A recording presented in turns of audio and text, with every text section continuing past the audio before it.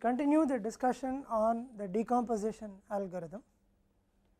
The problem that we were solving is maximize 6x1 plus 5x2 plus 3x3 plus 4x4 subject to these 6 constraints and xj greater than or equal to 0.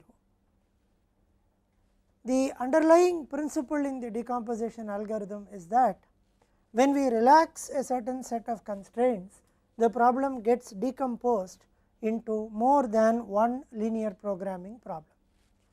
Now, these, for example, in this particular problem, if we leave out these 2 constraints, the problem is decomposed into 2 linear programming problems.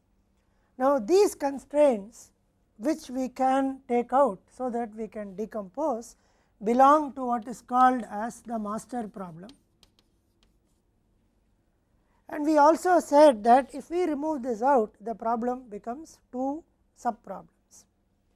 We also said in the earlier lecture that if we add now these 2 constraints into the feasible region represented by this, then the optimum would change, but the optimum can be represented as a convex combination of the corner points.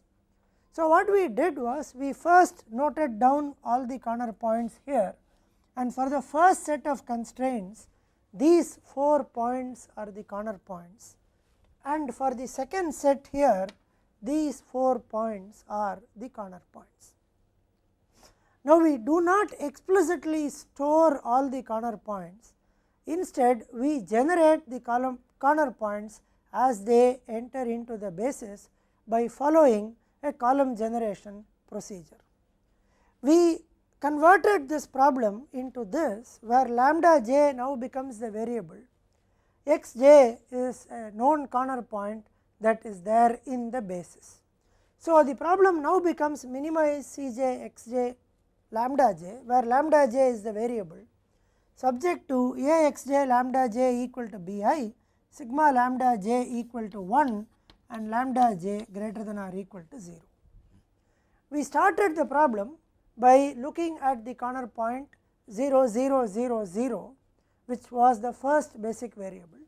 We also said, for example, here this is the master constraints.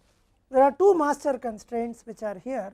So, there will be 2 dual variables associated with this, and there is one constraint which is sigma lambda j equal to 1. Now, in our example the 2 master constraints were less than or equal to type. So, we could start with S1 and S2 as the basic variables, along with lambda 1 equal to 0 0 0 0, which is feasible to these 4 points. So, we started with lambda 1 equal to 0 0 0 0 and started the simplex iteration, and then we found out that the basic feasible solution involving S1 S2 from here and lambda 1 was not optimal. So, we solved a sub problem through which we identified that a corner point 2 3 4 2 can enter the basis. Then we performed one iteration of the simplex algorithm to get this solution at the end of one iteration, with lambda 1 equal to 4 by 11, lambda 2 equal to 7 by 11 and z equal to minus 329 by 11. Now, we are solving a minimization problem as far as the simplex is concerned, and since the given problem is a maximization problem, we are getting a minus sign here. So, the objective function value is actually 329 by 11 for the maximization problem and minus 329 by 11 for the minimization problem. Then we verified whether this is optimal, and we found out by solving another sub problem, we found out that the corner point 4 0 0 0 enters the basis with a positive value of 76 by 11. The sub problem that we solved essentially tries to find out the maximum value of W a minus c into x j plus alpha subject to these 2 sets of constraints, and when we did that we found that the point 4 0 0 0 enters the basis with a positive value of 76 by 11. So, now we realize that the point P j equal to 4 0 0 0 enters the basis, but then we also have to find out P bar j, which is the column corresponding to the entering variable. So, we get P bar j equal to B inverse P j. B inverse is always found here under the starting basic variables. So, this is the B inverse which we are actually updating. So, B inverse is 1 by 11 minus 17 by 11 minus 1 by 11 0 1 0 0 0 1 into, now P, before we compute this P bar j equal to B inverse P j, we know that this corner point 4 0 0 0 actually enters, but P j, which is the entering column, is A x j 1, which comes from this expression A x j 1 for the corresponding lambda j. So, the moment we know that the corner point 4 0 0 0 enters, that is not the corner point, that is x j. So, x j will be the point 4 0 0 0. So, there is an associated lambda j that enters for this x j, and in order to find out P bar j equal to B inverse P j, we need to find out A x j 1. So, to find out A x j 1, we first find out A x j. So, A is 1 1 1 1 2 1 1 3 into x j is 4 0 0 0. Now, this A comes from somewhere here, sigma A x j lambda j equal to B I, which is from here 1 1 1 1 2 1 1 and 3. So, we first find out A x j to get 1 into 4 plus 1 into 0 plus 1 into 0 plus 1 into 0, which is 4 and 8. So, now P j is equal to A x j 1, which is 4 8 and 1. Now, we have to find out P bar j equal to B inverse P j.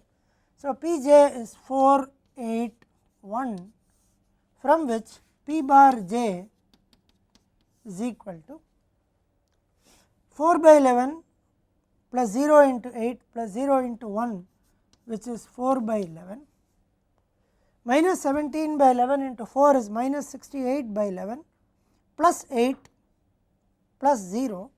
So, this is 8 minus 68 by 11, which is 20 by 11, and the last one is minus 4 by 11 plus 0 plus 1, which is 1 minus 4 by 11, which is 7 by 11. So, now P bar j is 4 by 11, 20 by 11, 7 by 11.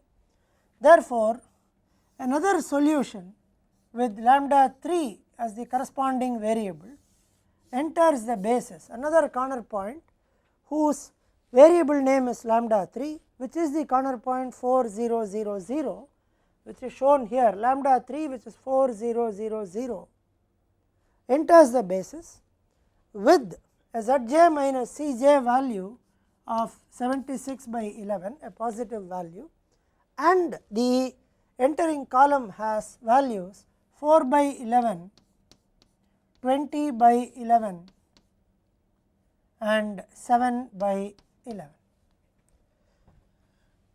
Now, we perform one simplex iteration by entering this. In order to find the leaving variable, we need to find out theta, which is the ratio between the right hand side value and the entering column. 7 by 11 divided by 4 by 11 is 7 by 4. 68 by 11 divided by 20 by 11 is 68 by 20, which is 34 by 10, which is 17 by 5 and this is 4 by 7. 4 by 7 is the smallest of the 3, therefore, this variable leaves the basis and this becomes the pivot element. Now, we perform the simplex iteration by replacing lambda 1 with lambda 3. So, we get lambda 2 S 2 and lambda 3 in the solution.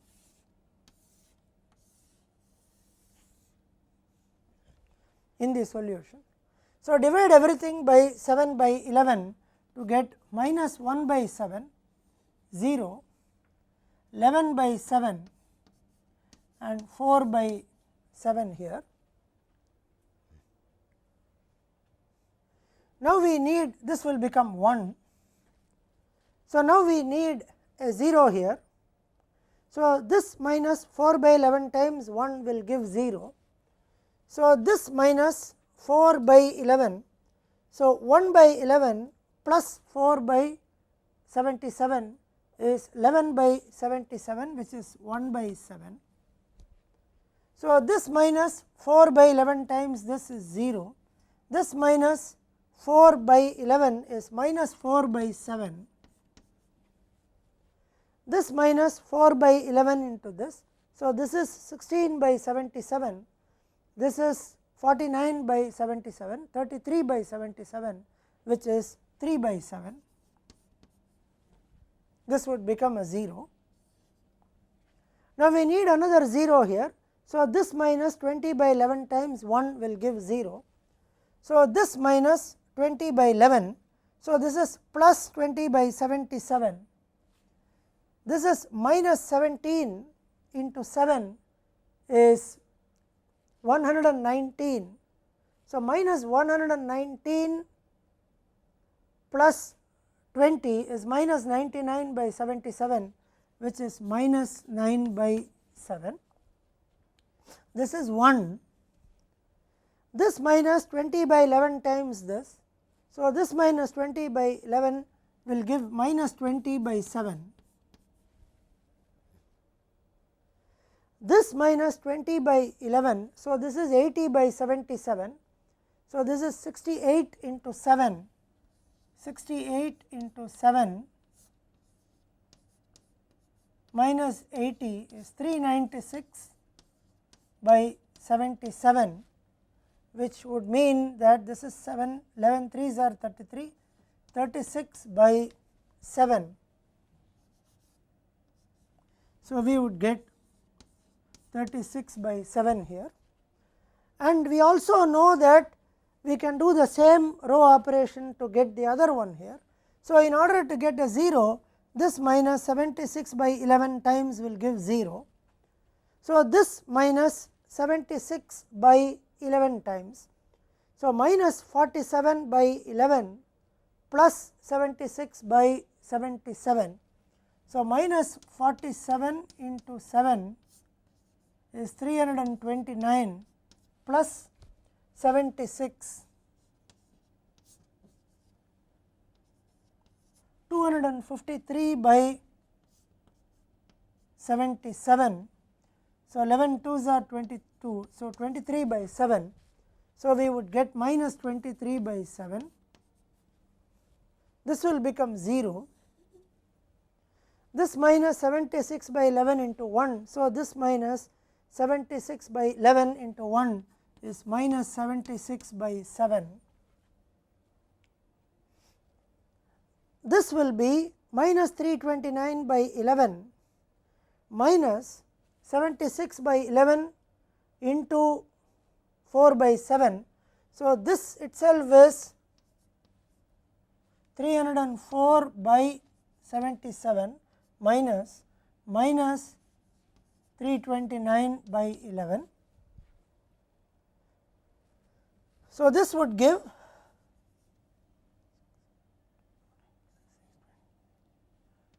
2303 plus 304 is 2607 by 77.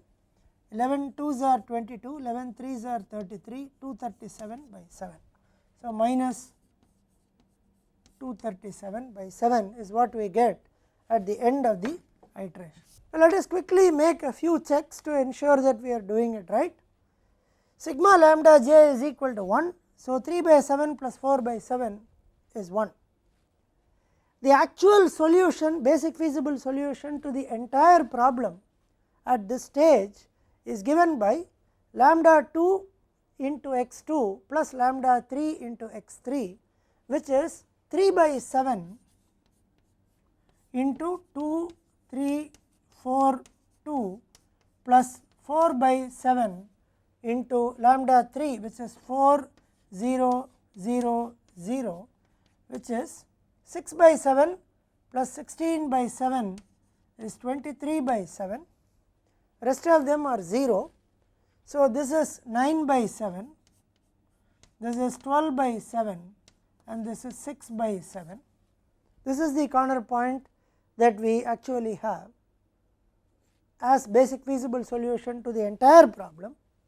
Now, the corresponding value of the objective function is 6x1, 23 5s are 115, 23 6 are 138.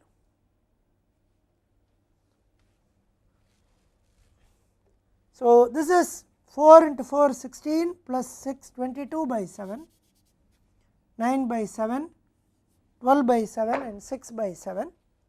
So, 22 into 6 are 132, 132 plus 45 is 137, 177, 177 plus 36 is 213, 213 plus 24 is 237 by 7, which is what we have here. So, we are now looking at this basic feasible solution whose objective function value is given by this. Now, we have to check whether this basic feasible solution is optimal, and if this basic feasible solution is not optimal, then there will be another entering corner point which is obtained by solving a sub problem which maximizes W A minus C into x j plus alpha. The W and alpha are the dual variables that can be found from this solution. So, W is 23 by 7 comma 0 and alpha is minus 76 by 7. So, the value of W is always the negative of the value that we have here. So, W is 23 by 7 comma 0. So, W is minus 23 by 7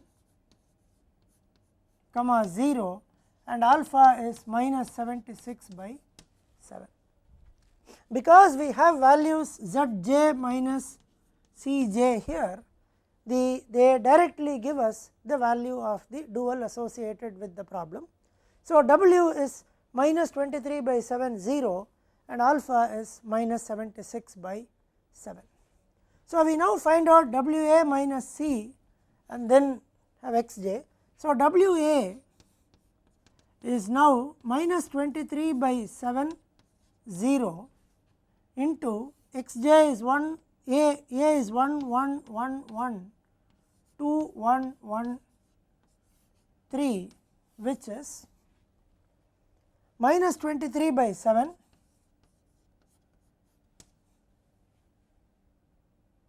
minus 23 by 7 minus 23 by 7 and minus 23 by 7.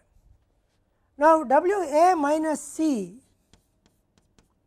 is equal to minus 23 by 7 minus 23 by 7 minus 23 by 7 minus 23 by 7 minus minus 6 minus 5 minus 3 and minus 4. C becomes minus 6 minus 5 minus 3 minus 4 because this problem is a maximization problem. So, when we convert it to a minimization based on which this theory is developed, so C will become minus 6 minus 5 minus 3 and minus 4. So, we now compute W A minus C. So, this will be 6 minus 23 by 7. So, 42 minus 23, which is 19 by 7. This will be 5 minus 23 by 7, which is 12 by 7. Third will be 3 minus 23 by 7, which is minus 2 by 7. And the last will be 4 minus 23 by 7, which is plus 5 by 7. So, now we have to find out and solve the sub problem which maximizes 19 by 7 x 1 plus 12 by 7 x 2 minus 2 by 7 x 3 plus 5 by 7 x 4 subject to the condition these two sets of constraints are satisfied and x 1, x 2, x 3, x 4 greater than or equal to 0. Now, that gives us two linear programming problems, where the first problem will be to maximize the x 1 x 2 term 19 by 7 x 1 plus 12 by 7 x 2 subject to this set, and the second will be to maximize minus 2 by 7 x 3 plus 5 by 7 x 4 subject to this set. So, these two linear programming problems have to be solved, but as already mentioned, since this problem is a smaller numerical example, we have now listed all the corner points associated with these two constraints. So, we simply substitute the corner points into it and get the solution, though theoretically it is not the best way to solve an LP. So, we substitute this. So, we have 19 by 7 x 1 plus 12 by 7 x 2. So, this gives 0.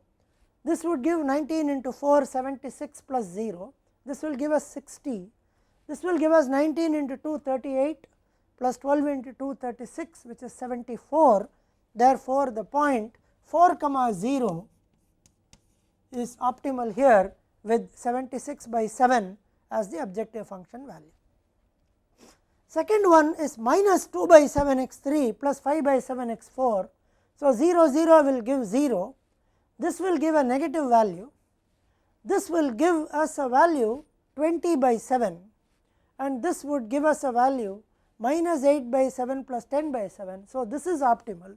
So, 0, 4 is optimal. The objective function value here is 19 into 4, 76 by 7. The other one is 20 by 7. So, the total objective function value is 96 by 7. But we also have to consider this alpha. So, W A minus C into x j is 96 by 7. Alpha is minus 76 by 7. So, W A minus C into x j plus alpha is 20 by 7, which is positive. Therefore, the corner point 4, 0, 0, 4 enters the basis with a contribution of 20 by 7. So, we write the fourth corner point lambda 4 is equal to 4, 0, 0, 4, which enters the basis. Now, we write this here. So, the next point that enters the basis is the point, now let us call this as lambda 4. So, lambda 4 will enter the basis with value here equal to 20 by 7. We do not need this one now, this can be removed. So, enters with 20 by 7. Now, in order to find out this entering column corresponding to lambda 4, we now need to find out first. So, we first find out Pj equal to Axj1. So, Axj will be A is 1 1 1 1 2 1 1 3 into Xj is 4 0 0 4, which is 4 into 1 plus 0 plus 0 plus 4 into 1, which is 8, 4 into 2 8, 0 0 plus 12 20. So, Axj1 will be, which is equal to Pj, will be 8, 20 and 1. Now, P bar j equal to B inverse P j, and B inverse can be obtained from here. So, B inverse is 1 by 7 minus 9 by 7 minus 1 by 7 0 1 0 minus 4 by 7 20 by 7 minus 20 by 7 minus 11 by plus 11 by 7 into 8 21, which is given by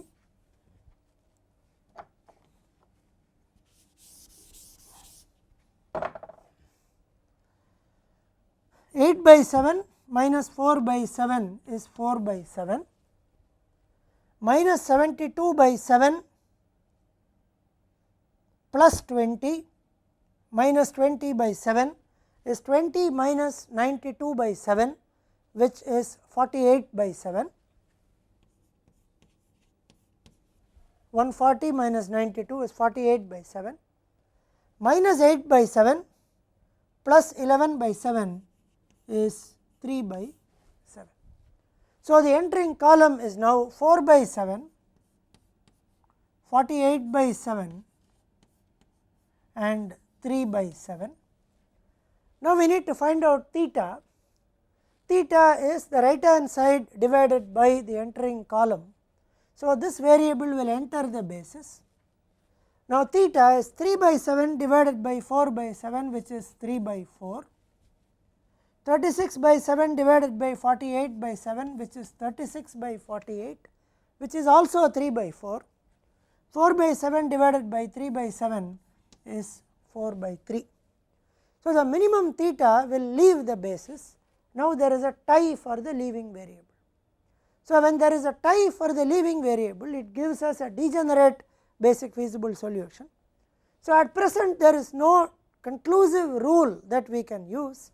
We could actually take any one of them to leave the basis, and now we will choose to leave lambda 2 based on the fact that it occurs first.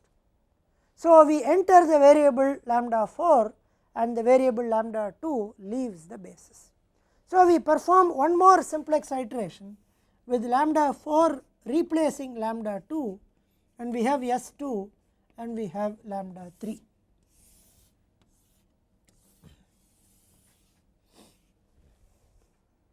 Now, this is the pivot because this is the leaving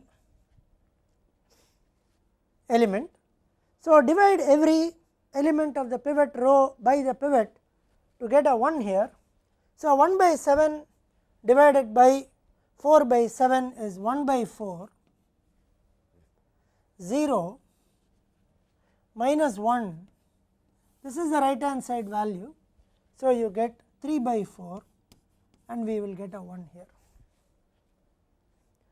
Now, we need a 0 here. So, this minus 48 by 7 times this is 0. So, this minus 48 by 7. So, this is 48 by 7 into 1 by 4 is 12 by 7. So, minus 9 by 7 minus 12 by 7 is minus 21 by 7, which is minus 3. So, you get a minus 3.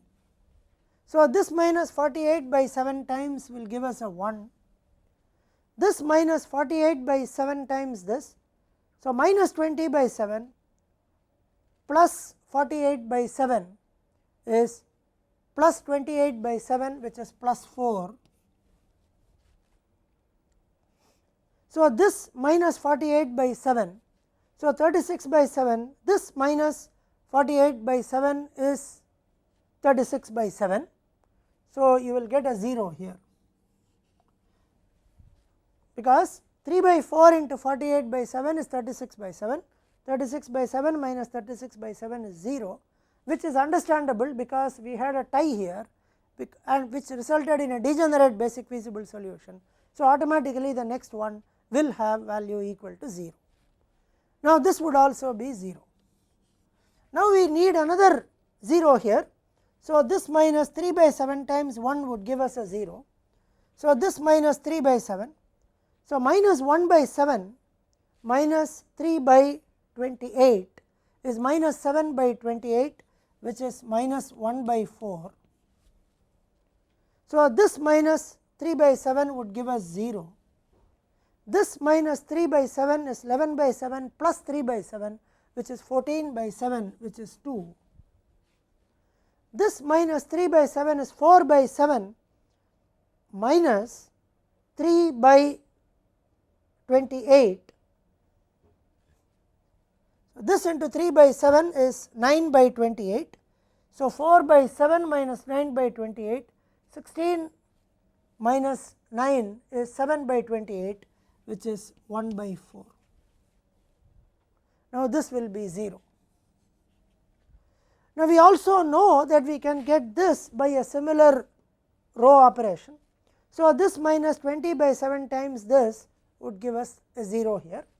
So, this minus 20 by 7 minus 23 by 7 minus 5 by 7 is minus 28 by 7, which is minus 4.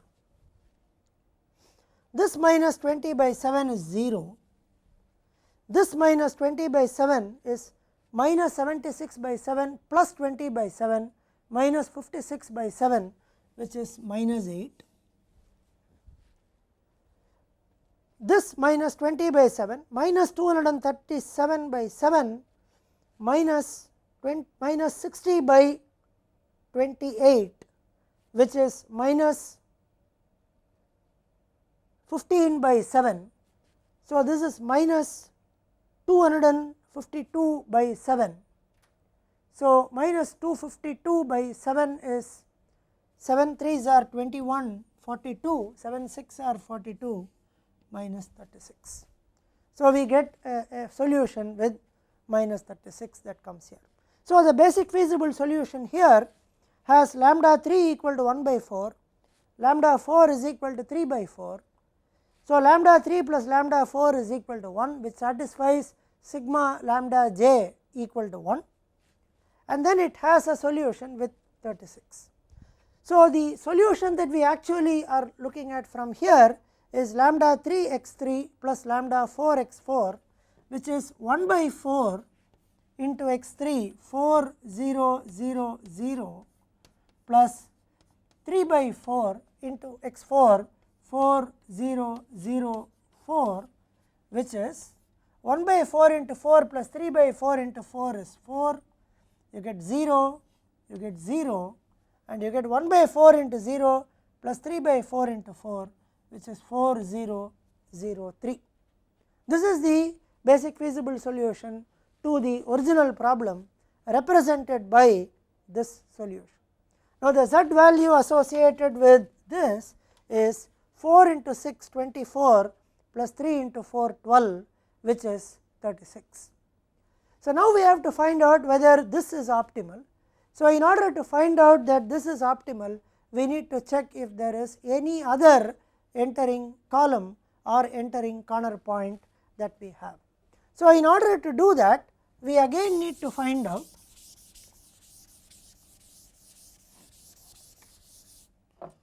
we want to find out the maximum value of W a minus c into x j plus alpha, where W and alpha are the dual variables that can be obtained from here. So, W is minus 4 comma 0 and alpha is equal to minus 8. So, we first have to find out W a minus c into x j. So, W a is equal to minus 4 0 into a is 1 1 1 1 2 1 1 3.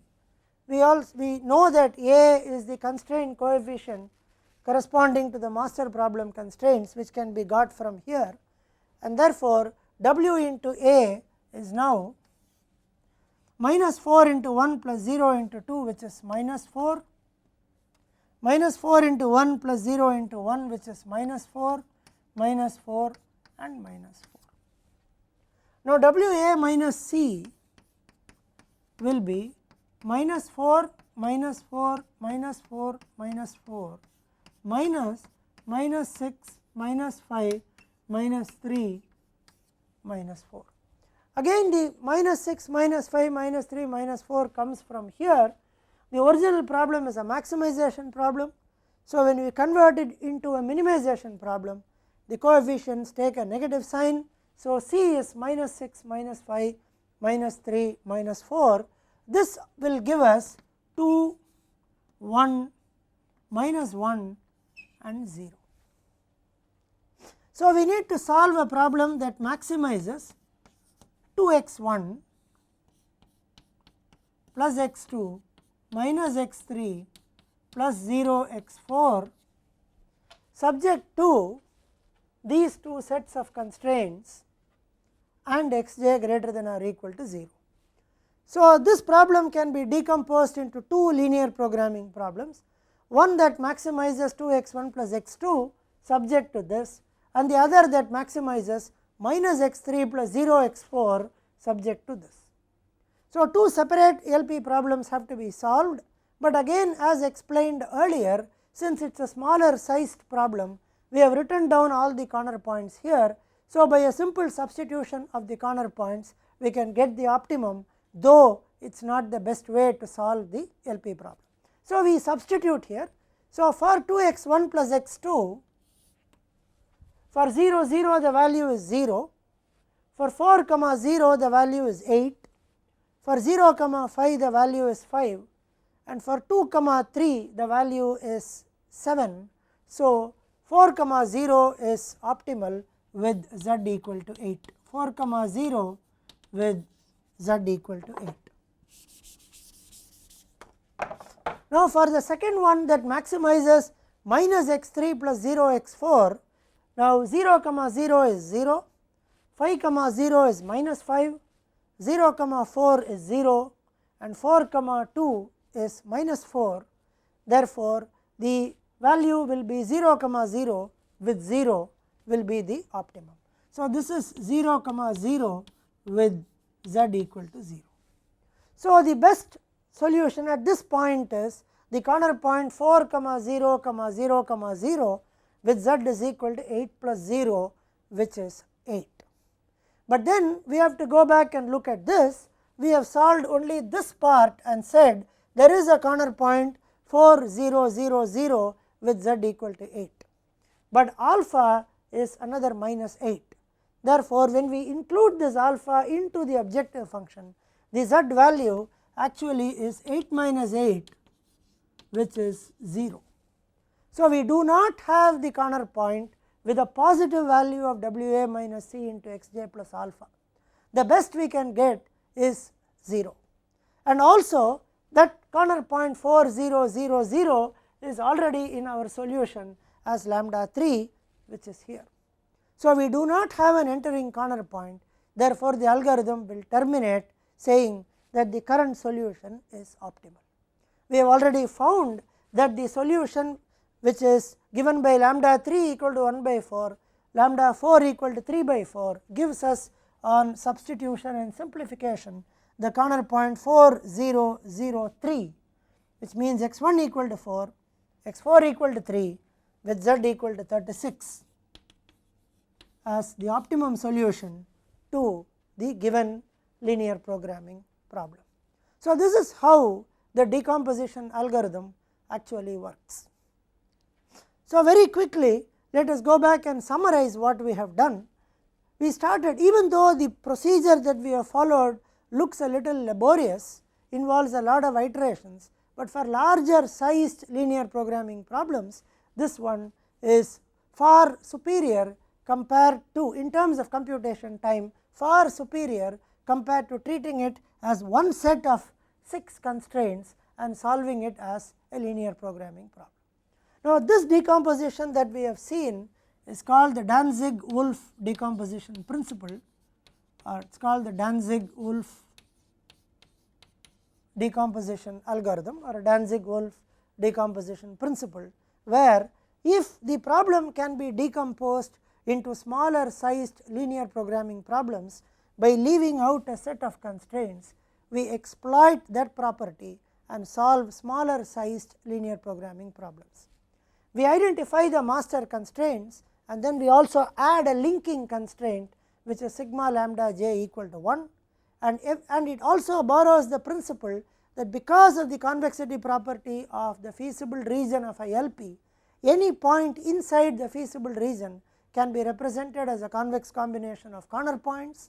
So, if we leave this out and get a set of corner points, after we put this in, the optimum solution can be a point that is inside or on the feasible region given by this. So, if it is inside, it can be represented as a convex combination of corner points which we exploit.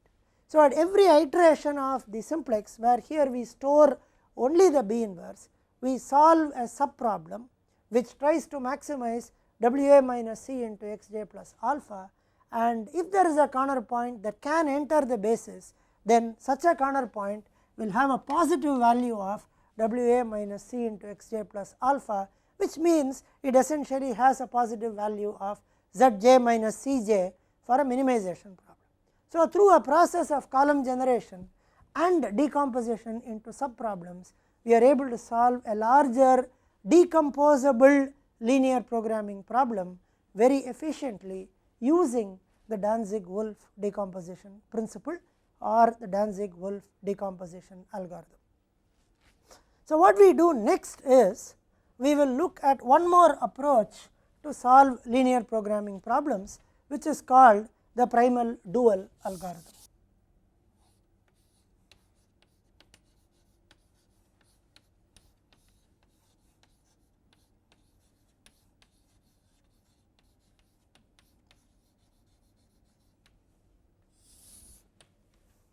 We look at the Primal-Dual algorithm through a numerical example, which is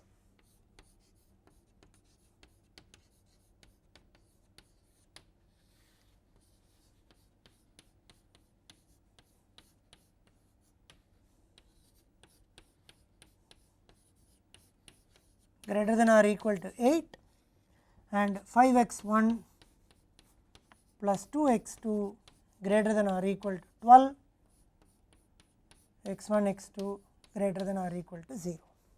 Now, we have this linear programming problem which is given by this one.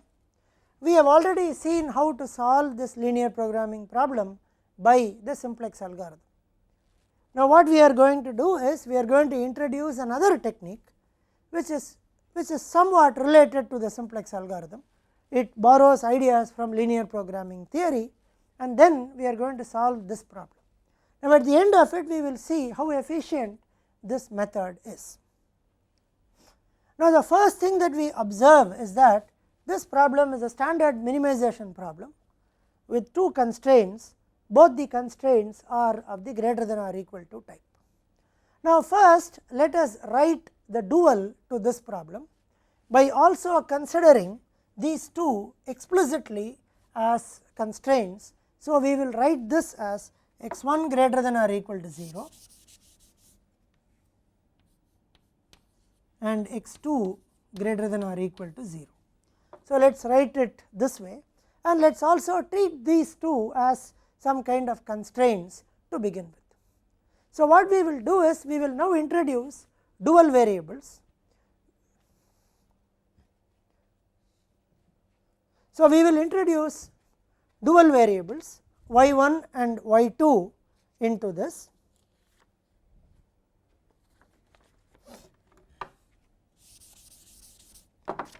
So, we consider this with x1 x2 greater than or equal to 0.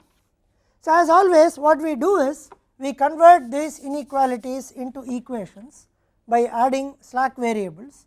So, we get minus x3 equal to 8 minus x4 equal to 12.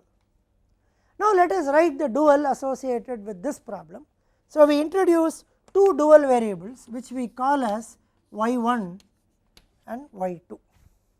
So, the dual will be a maximization problem. So, maximize 8 y1 plus 12 y2 subject to the condition 2 y1 plus 5 y2 from here 2 y1 plus 5 y2 is less than or equal to 3, 3y1 plus 2y2 is less than or equal to 4 from here. This is y1 minus y1 less than or equal to 0 and minus y2 less than or equal to 0. This is 0 x3 plus 0 x4. So, you will have minus y1 less than or equal to 0 and minus y2 less than or equal to 0, and we will have y1 y2 unrestricted in sign. Y1 y2 unrestricted in sign because the two primal constraints are equations, and therefore, the two dual variables will become unrestricted in sign. Now, if we look at this dual, there is one thing that we can do is to say that the solution 0, 0 is feasible to the dual. So, the solution 0, 0 is feasible to the dual, and it will always be so, because this is, it satisfies this condition, it satisfies this condition, it satisfies this, it satisfies this, and gives a solution 0. So, 0, 0 is feasible to the dual. If the primal is a minimization problem with all greater than or equal to constraints, then we will certainly add minus x3 and minus x4, and therefore, we will have a constraint of the type minus y1 less than or equal to 0, minus y2 less than or equal to 0. Once again, if all these coefficients are strictly positive, then these right hand sides will be strictly positive or greater than or equal to 0, and therefore, the solution 0, 0 will always be feasible to the dual if the primal is a minimization problem with objective function coefficients greater than or equal to 0 and both the constraints greater than or equal to type, which is what the standard problem is. So, we can always say that the dual 0, 0 is feasible to the dual. Now, let us also find out, more than this being feasible to the dual, which are the constraints it satisfies as an equation and which are the constraints it satisfies as an inequality. Now, if we look at this, these two are the constraints it satisfies as an equation, because y1 is equal to 0, y2 equal to 0 is satisfied as an equation. Now, y1 equal to 0, y2 equal to 0 gives us 0 less than or equal to 3, which is satisfied as an inequality. Similarly, 0 less than or equal to 4 is also satisfied as an inequality. So, now we go back and say that we have a feasible solution to the dual, and if we apply complementary slackness and go back to the corresponding primal, and let us see what happens when we apply complementary slackness and look at the corresponding primal. Now, what happens to that? This is satisfied as an equation, therefore, x3 is in the basis. This is satisfied as an equation, so x4 is in the basis. These two are satisfied as inequalities, so x1 and x2 are non-basic.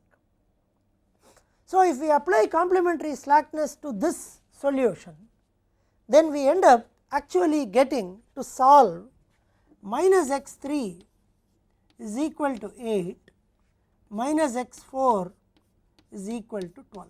This is what we actually solve when we apply complementary slackness to this, because when we apply complementary slackness, it tells us that x3 and x4 are basic variables, x1 and x2 are non-basic variables. So, it is enough to solve for this. We have already seen in the fundamentals of OR course that a system of equations, though this is a very trivial solution with x3 equal to minus 8 and x4 equal to minus 12, in principle, in general, a system of equations can be solved as a linear programming problem by simply adding two artificial variables here plus a1 plus a2, and by minimizing a1 plus a2 and saying A1 A2 greater than or equal to 0. Now, this is one way to solve for minus x 3 equal to 8, minus x 4 equal to 12. So, if minus x and x 3 x 4 greater than or equal to 0, x 3 x 4 greater than or equal to 0. Now, this is converted into a linear programming problem, which will solve for minimizing A1 plus A2 subject to minus x 3 plus A1 equal to 8, minus x 4 plus A2 equal to 12, A1 A2 greater than or equal to 0, x 3 x 4 greater than or equal to 0. Now, this has to be solved by, this is a linear programming problem, and this can be solved by what is called a two-phase method. What we do here is very similar to what is called the two-phase method. If you remember correctly, when we introduce the two-phase method, what we will do is we actually solve for two phases. Since these are artificial variables, we will not put a minus big M, that is called the big M method. In a two-phase method, the artificial variables will have coefficients 1, the rest of the variables will have objective function coefficient 0, and we solve this problem. If we get z equal to 0, then the system has a solution, and if it gets a positive value of z, it means there is one artificial variable that is lying in the basis. So, at the end of the first phase, we would want all the artificial variables to leave, which will be given by a solution z equal to 0. So, when we solve this as a linear programming problem, which we can actually solve using the simplex, and let us just do that for a moment to try and see how we solve this using the two-phase method of simplex.